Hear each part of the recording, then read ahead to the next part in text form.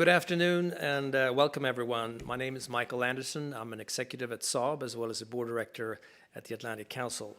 On behalf of Saab and the Atlantic Council Scowcroft Center for Strategy and Security as well as its forward defense practice, I would like to welcome you to this first installment of the 2022 Commander Series on the topic of navigating the new strategic realities of space. General Dickinson, thank you so much for being here today, especially as I'm certain you've been keeping busy with force developments surrounding the ongoing crisis in Ukraine, which is obviously of great concern to all of us. When Saab and the Atlantic Council first launched the Commander Series in 2009, our vision was to establish a flagship speakers forum for senior military and defense leaders to discuss the most important security challenges both now and in the future. This series has been very useful for defense companies like Saab, helping us better understand challenges and priorities in order to inform our investments and partnerships, particularly when it comes to research and development, while better preparing ourselves to meet future capability requirements.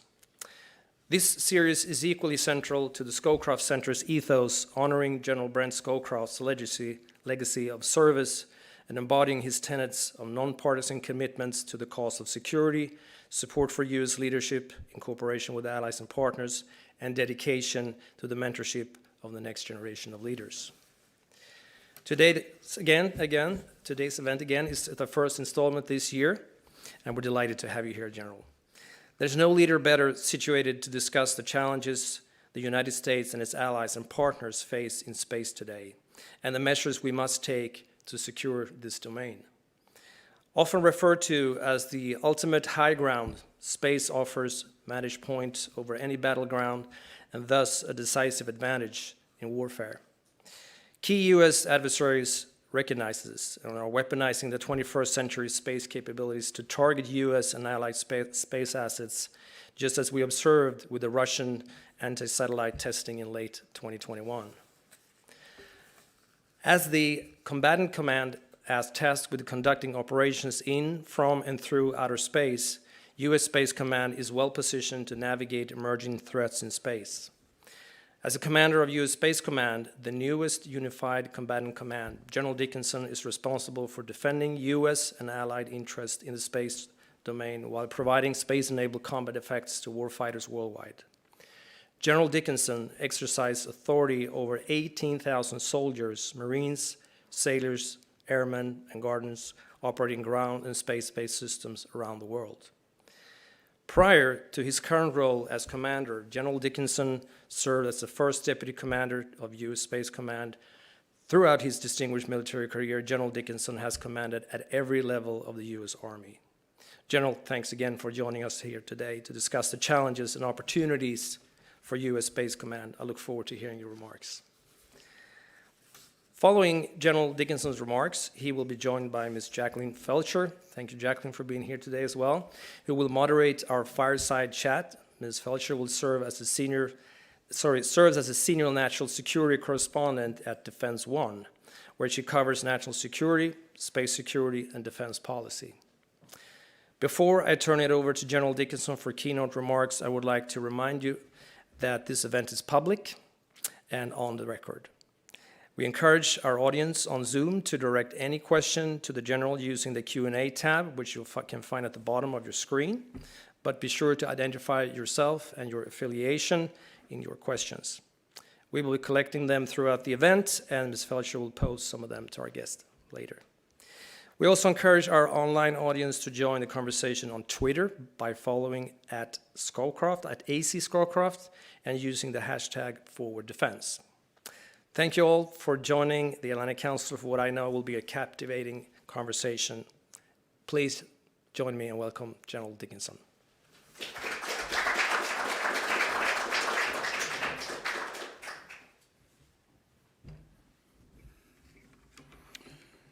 Well, good afternoon, and thank you to the Atlantic Council for the invitation to join you today. Michael Anderson for that very kind introduction, and Ms. Felcher for moderating our discussion this afternoon. And thank you to those of you in the audience for being here, both here in person and virtually. I'm honored to join a long list of national leaders speaking to the Atlantic Council. The Atlantic Council's focus on helping global leaders navigate the dramatic economic and political challenges defining the 21st century is highly relevant, as the current events in Europe and space demonstrate. If the Atlantic Council's intent is to inform and galvanize your uniquely influential network of global leaders, then I am here today to offer some insights that may help you with that today. So to begin with, I echo the President in saying that my prayers are with the brave people of Ukraine. And United States Space Command remains ready to provide options to the President in support of our NATO allies and partners. The President has said we will do what is necessary to defend our nation and to defend every inch of NATO territory. So that is what drives our focus at U.S. Space Command. And that focus remains supra-global. That is, reflecting concern with things that are relevant to military or political matters that encompass the globe and relevant activities in the space and beyond it. Beyond a traditional geographic combatant command, whose focus is written on the Earth, as is the term geographic implies, ours is the astrographic, or the written on the stars. This is where I can offer you the most insight today. So for a few minutes, I'd like to set the stage for our follow-on discussion by speaking first about the threat to the U.S. and our allied interests in space, then about how we're addressing those threats and conducting missions in U.S. Space Command, and finally about the framework or strategy we are using to build further capability in executing our critical national security mission. So it's important to understand that in the space domain, our pacing challenge remains China. China has developed and fielded anti-satellite weapons as a way to challenge the superiority of our space systems on orbit, on the ground, and in the link in between. China's advances in hypersonic weapons and capabilities are of increasing concern. In particular, the July 27, 2021 test, which flew an ICBM with a hypersonic glide vehicle, represents the greatest distance flown and the longest flight time of any Chinese land attack weapon system to date. China is also developing sophisticated dual-use on-orbit technologies. For example, experimental satellites such as the SJ-17 and the SJ-21 with robotic arm technology that could be used for grappling and disabling other satellites. China also continues to further its development and fielding of non-kinetic directed energy counterspace capabilities. These include lasers intended to blind or damage on-orbit sensors and electronic warfare assets likely intended to jam space assets. Russia continues to challenge our interests in space as well. Russia, like China, possesses sophisticated lasing and jamming capabilities, but most concerning is their development and testing of ground-based anti-satellite weapons. Many of you recall, on November 15, 2021, Russia conducted a kinetic test of their Noodle direct descent anti-satellite missile. That test created nearly 1,500 pieces of trackable debris, endangering the safety of those on board the International Space Station and the global space community assets in low Earth orbit. Direct descent ASAT tests, hypersonic glide missile tests, and tests of satellites with the potential to seize and destroy U.S. and allied assets in space challenge more than just the safety and security of our space-based assets. Those tests and the capabilities they represent could have consequences in the air, land, sea, and cyber domains as well. Moreover, they have the potential to fundamentally impact the modern way of life. Nearly every aspect of our lives today depend on space. Space is also critical to Americans' ability to effectively deter conflict and respond when deterrence fails. Modern military capability is heavily reliant on space to provide effective tracking of forces, satellite communications, theater missile warning, and weather, both terrestrial and space, among many other capabilities. Our competitors fully understand the advantages space capabilities give us today, and they also know that we have come to depend on these advantages. They are aware that dependencies create vulnerabilities, and so they are building capability to exploit those vulnerabilities. Of course, we realize the significance of this threat when we developed the rationale and justification for having established United States Space Command as well as United States Space Force. That realization drove our efforts to get to initial operational capability, which I declared last August. And it fully informs our current efforts in developing the roadmap to full operational capability. So my area of responsibility is 100 kilometers above the Earth's surface, out to the edge of space. And as part of that responsibility, I am the single point of contact for military space operational matters to the U.S. government, commercial sector, and international agencies. Among my other functions are to plan and execute global space operations, protecting and defending U.S. and, as directed, allied, partner, and critical commercial space operational capabilities, and I am also the global sensor manager. What is unique is that my responsibilities encompass more than just the traditional space supporting functions. These traditional blocking and tackling functions in support of my fellow combatant commands include missions like satellite communications, position navigation and timing, weather, missile warning, and the like. But U.S. Space Command also has a protect and defend responsibility where we are supported by the other combatant commands as well as mission partners. Space is a military operational domain, just like the land, sea, air domains. And in my mission to protect and defend U.S. and allied interests in space, I rely, as you can imagine, heavily on the intelligence community, the commercial sector, assets assigned to other combatant commands, and allies to develop effective battle space awareness in the space domain. This joint, combined, and partnered team is purpose-built for deterring conflict in space and protecting and defending our interests in the domain, and is absolutely vital to our current mission and to our ongoing efforts to reach full operational capability. It is the joint, combined, and partnered team which we will implement our strategy. So in my testimony to Congress last week, and as recently as yesterday, I mentioned this strategy. It gives us the broad framework we will use in our roadmap to full operational capability. We'll get to FOC through 3 lines of effort. First is countering competitor influence. Second is strengthening relationships and attracting new partners. And third, building and maintaining a competitive advantage. We will counter competitive influence by enhancing our understanding of the space operational environment to include what is occurring and when, as well as what we believe to be the intent of those engaged in such actions.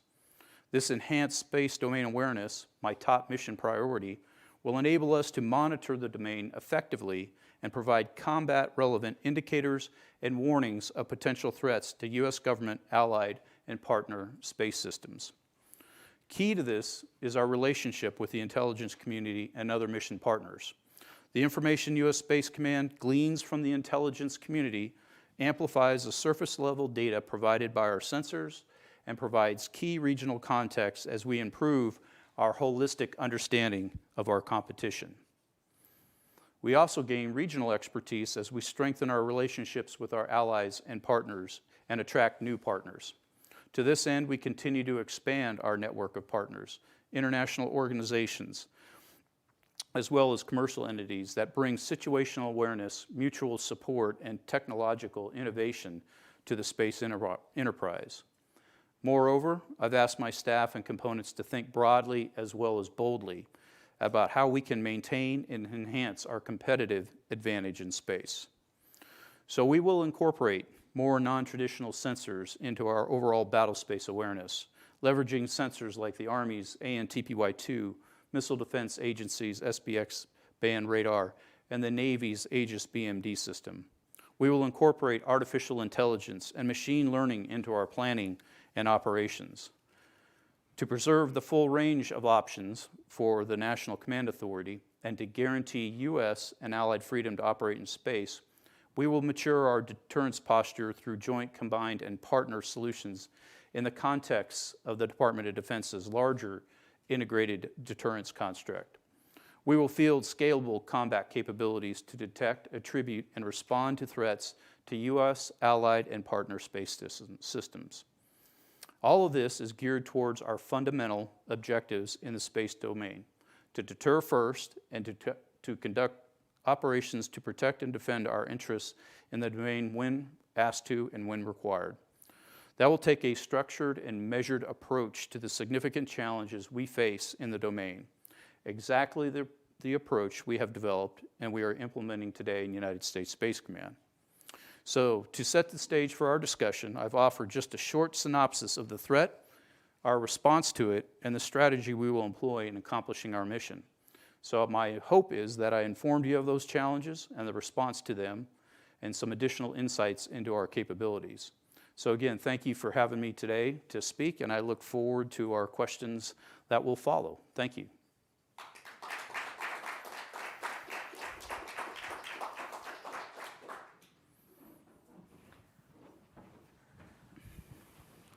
Well, great. So I'm Jacqueline Felcher, the Senior National Security Correspondent at Defense One.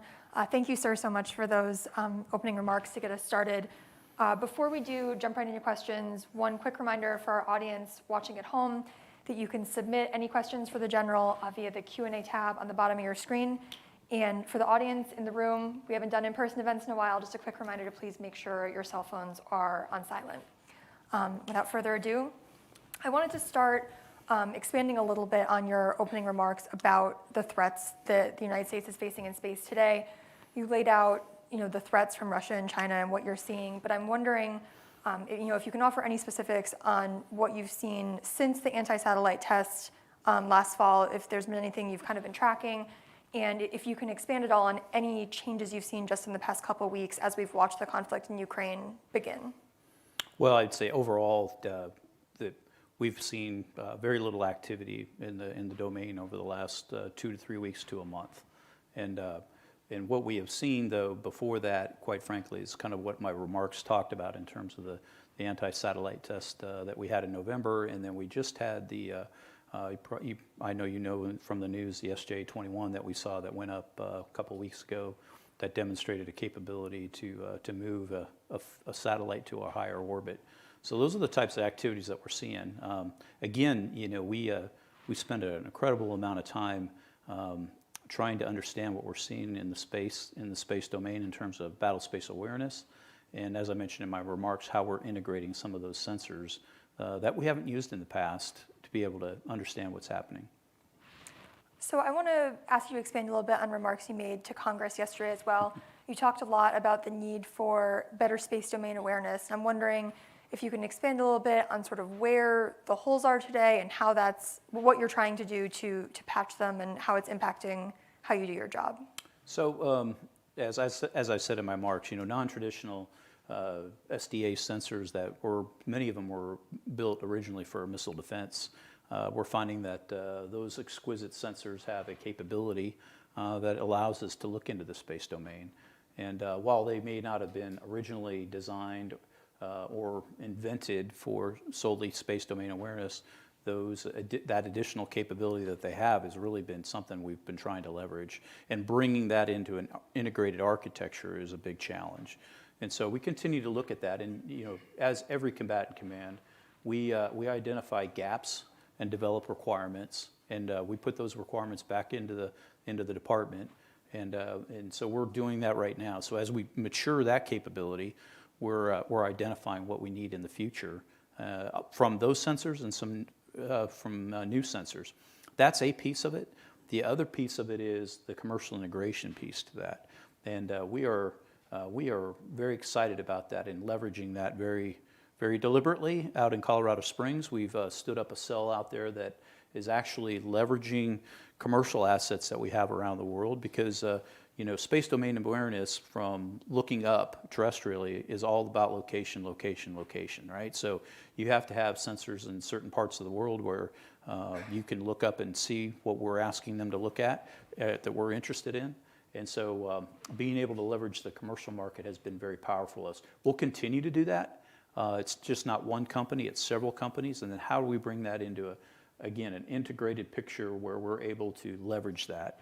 And so that gives us great capabilities. So while they're doing those types of functions, I can take, really, quite frankly, our exquisite, and again, I would just emphasize, we have the most exquisite space domain awareness capability today, but augmenting what we're trying to look at with what they're doing, or vice versa. They're looking at something that we don't necessarily have to look at or decide on, and we're looking at something else. So that's a very powerful tool within the command right now, and that's just one of our commercial integration efforts in Colorado Springs, and that's our newest as well. So you mentioned in your opening remarks the initial operational capability was reached in August. Can you provide an update on what still needs to be done to reach full operational capability and sort of any lessons learned in the first couple of years that you'll implement going forward? Lots of lessons learned in the first 2 years, right? But as to be expected, any new organization that stands up, and really, to be clear, we're reestablished. So, U.S. Space Command existed from 1985 to 2002 and became U.S. Northern Command, and then we stood up in August of 2019. So a reestablishment of that.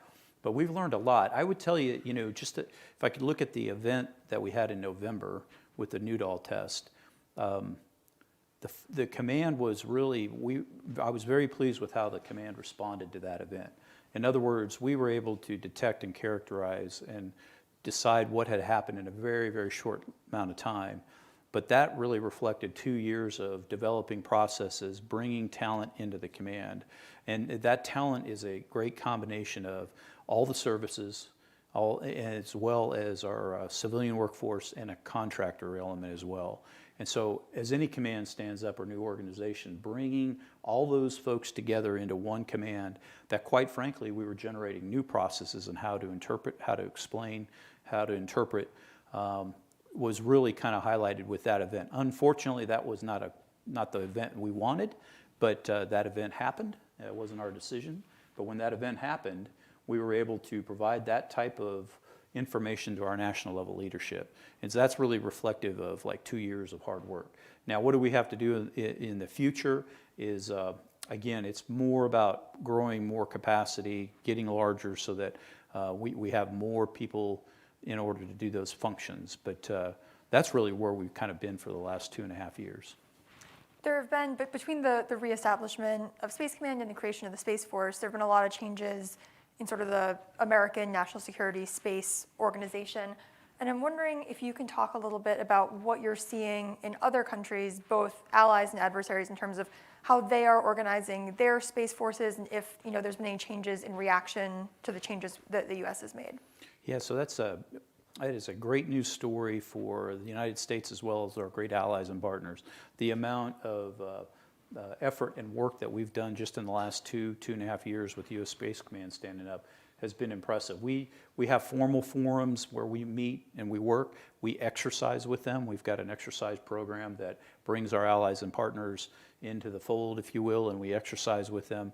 And really, we've watched over the last couple of years some of our partners and allies actually establish their own space commands for their countries. And we've got 3 in particular. And hats off to them for doing that. And some of them have a space force, some of them have a space command, some of them just have a space command. But the power behind that is we have organizations that we can reach out and work either collectively together or one-on-one. So it's been a very, very positive story, and certainly one with events like in November have really kind of pulled us together. And we're also taking steps within my combatant command to, as other combatant commands do, bring your allies and partners into the headquarters. And so, in the space enterprise and the Department of Defense, that has in the past been out at Vandenberg Space Force Base and that organization out there. And so we have a large allied and partner presence out there. But since we stood up U.S. Space Command, we are attracting and getting allies and partners in our headquarters. We've got an international general officer that's in our headquarters working in my J5 plans and policy work that we do in the command. We've got a couple other liaison officers that are in the command, but that's expanding. And so I think over the next year, we're going to see that number increase. Are there any, when you think of sort of traditional partners of the U.S. military, are there any non-traditional partners that there have been, if you have forged relationships with in space, countries that we maybe don't work with in other arenas, that there is a close relationship in space? Sure, absolutely. So yeah, you could probably name off the traditional ones. Everybody in this room could probably do that. The answer to that is yes. So we are reaching out and we're looking for partners and relationships in Africa and South America, for example. And so again, when I say it's all about location, location, location, it's about where in the world they sit and what activities that they would want to participate with us. We've got a very deliberate, what we call pathway to partnership. And so, the ability to start a relationship with a country and then kind of bring them through, some stages of where they're comfortable, we're comfortable, we have things we can share, they can share, and we kind of work our way along the scale there. And so again, we've got a few countries in particular, and we're getting ready for the Space Symposium in a couple of weeks in Colorado Springs, and that is a venue that we look forward to in terms of having those engagements. So a little bit closer to home, the permanent home for U.S. Space Command was supposed to be decided last year. It's still up in the air. Is there anything, is that impacting your work in any way, the fact that you don't know where your permanent home base will be? Well, like I said yesterday, of course, I got that question on Capitol Hill yesterday, and that's 2 years in a row I've gotten, which is great, which is fine. But for me, it's not necessarily about location, it's about the decision itself. So when the decision is made, and I asked, my hope is that decision's made for permanent basing as soon as practical, and that will allow me, as like every other military organization, the opportunity to do that deliberate planning, and then start that process. But as of today, I've got the facilities I need right now to do the mission I've been given. Speaking of priorities on Capitol Hill, the government has obviously operated under a continuing resolution for much of the year so far. Has that impacted your mission at all? Have there been any new starts or any programs that you haven't been able to work on because of that? So that would be more of a service issue. So in this case, would be a United States Space Force with a continuing resolution. Like every other service, the constraints that you just mentioned apply. And but as a warfighter, as the combatant commander, of course, I want, as soon as we can get a budget, the better. And it does have some impacts on how we grow the command. So yeah, my hope is that we get a budget as soon as possible.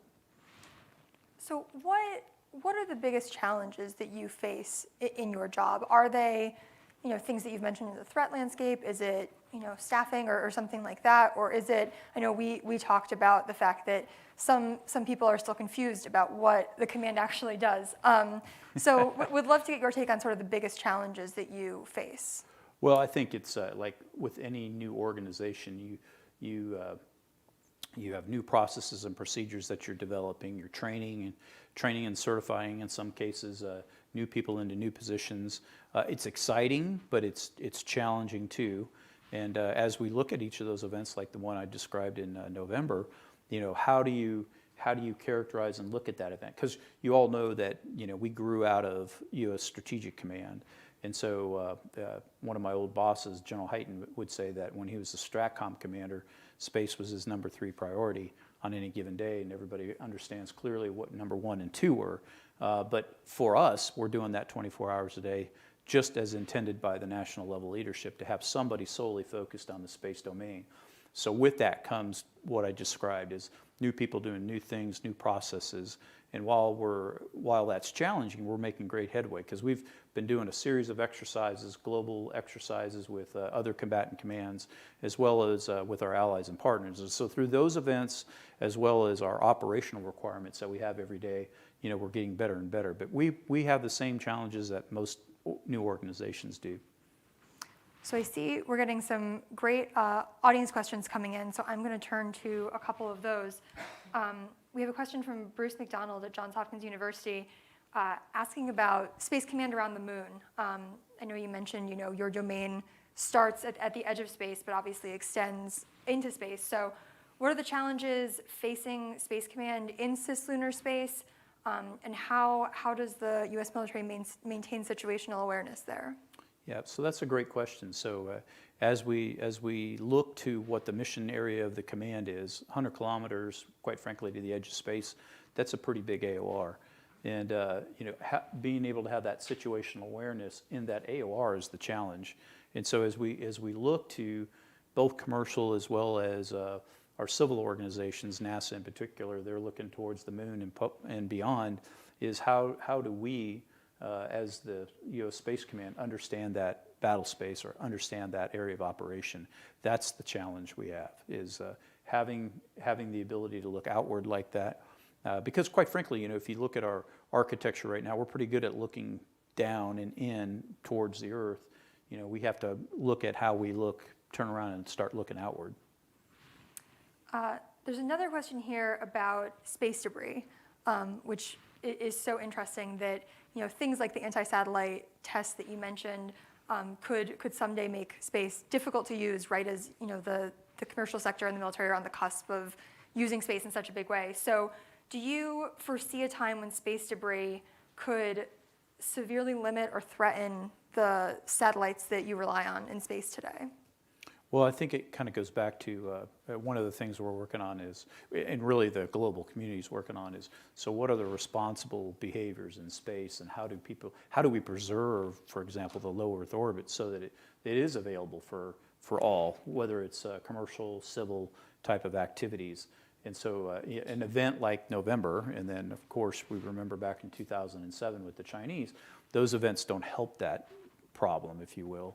So I think, we've got to look very carefully at how we determine that, how we form the norms of behavior. And one of the things in U.S. Space Command we're doing right now, I was tasked by my boss, the Secretary of Defense, back in July with a memo that said, here are the 5 tenets of responsible behavior for the Department of Defense. And so I have those, and we're looking at how we implement those across the DoD space enterprise. But with that, there are other efforts that are going on at the Department of State as well as the United Nations that is saying, hey, we're going to want to use space, and we want to make sure that it's secure and stable and safe. And so how do we do that as a responsible community? And so I think that is very important. So is coming to an agreement on what that is so that we, in turn, can make sure that when folks put satellites on orbit or capabilities there, that they're properly disposed of and they conduct operations in a safe manner. And we really work to make sure that if it is congested, that it's managed well. It's kind of like, when you look at airspace traffic, airspace management, and you've got several thousand aircraft that fly every day, there's a very routinized, accepted, and established process by which those aircraft take off and land safely and then fly to between those two locations safely. We have to look at that for the space domain as well. It's been the U.S. military's job to track all of these objects in space, from debris to larger objects. What is the status of whether that mission is going to be moved to the Commerce Department? I know that's something that has been in progress for a number of time. Can you give any update on that? Well, so they're making efforts, they're making strides. I can't give you an exacting status of where they're at. We're working with them right now, but I know that is. The Napa study was done. That's been completed. I know the administration is looking at very closely at how do they stand up that particular task, and then how do we integrate with that. And so I think that's going to be very important. And one of the things with that is it's not necessarily a transfer of that mission. It's the Department of Commerce standing that capability up, because there'll still be a requirement for the Department of Defense, me in particular, to be able to still identify and track those objects. They will just have more of like an administrative function to that, similar to what you would think like the FAA does.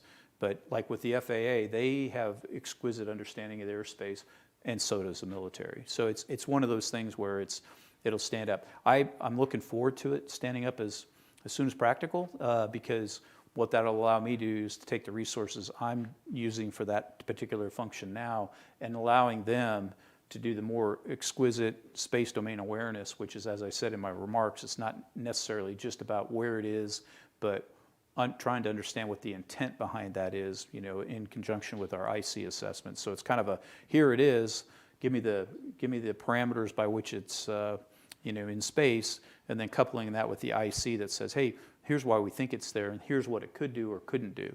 And so that's what I like to spend my resources on that. So I'm very excited about the space traffic management piece standing up. So we have a question here from the audience about how Space Command might use nanosatellites and CubeSats, and there's obviously been a lot of talk from the Pentagon about the big juicy targets and the moving away from that. But wondering if you can talk Any examples of ways that smaller satellites and CubeSats could be used for your mission? Sure. So we talk a lot about space resilience. How do you have a resilient architecture? To me, I think as we look at the future is to get away from those big, juicy targets that you mentioned. And I know who said that, so used to work for him, like I mentioned earlier, is how do you build a constellation of satellites that are redundant and resilient? And we're seeing some of that work that's going on now. So in other words, having a constellation that has many, many, many satellites, whereas you're not dependent on a satellite, that if you did lose a satellite, then the architecture would account for that. So how do you build that? But that's a step towards resiliency, and some of that might include some of those types of satellites you just mentioned. The other piece to it is how do you, a very important piece that I talked about earlier is how do you bring your allies and partners into that as well? So, many of our allies and partners have, superior technological capabilities. How do you incorporate that into your architecture, into your operations, into your planning, so that you have them as part of the team too? That's very important. And then the last piece to it is I think you have to have a rapid launch capability as well to replenish possibly that constellation that I was just talking about. So in my mind, that's kind of like the three pieces to that. I believe it was DARPA had like a competition to try to encourage the commercial sector to focus on rapid launch a couple of years ago. Do you know if there's anything like that, in the works to try again? I think commercial industry did not succeed in that particular challenge. Is there anything like that, or would you like to see something like that? Well, I think there are folks that are looking at that right now to different levels within the department right now. But I think, in my mind, in some of the jobs that I've had in the past, I think there's a capability. I don't think that capability is a stretch, and I think people are looking at that very carefully. There are things you have to consider with that, but I don't think, in my mind, I don't think we're at the point where that would be insurmountable. There's a question here from Franklin Kramer, an Atlantic Council Board and Distinguished Fellow, about low Earth orbit. Do you see an important role for proliferated low Earth orbit satellites for this increased resilience you're talking about?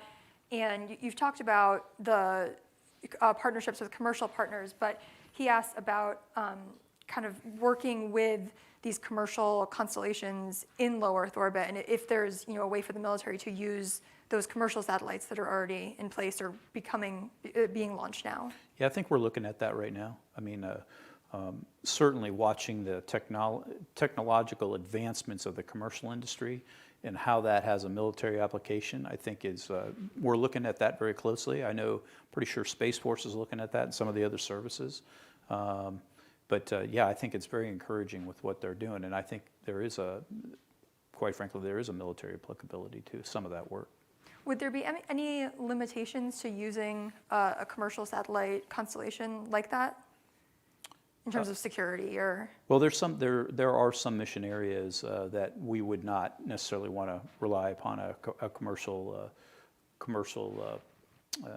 company or capability, but there are others that we certainly can. I mean, you can just look, for example, what we're seeing right now, quite frankly, when you turn on the news and you look at what we're seeing in Ukraine and you see those overhead images, which are taken from commercial companies, and you look at really, quite frankly, how exquisite they are. And so, again, I think that's a big plus for the commercial market, and then how that gives us situational awareness. Well, great. I know I could keep you here for another hour. This is all so interesting, but we are unfortunately at the end of our time. So I want to thank you so much for joining us. Thank the Atlantic Council so much for putting on this event. And thank you to everyone in the room for joining us and those on Zoom as well. Hope you have a great rest of your day. Thank you. Thank you so much.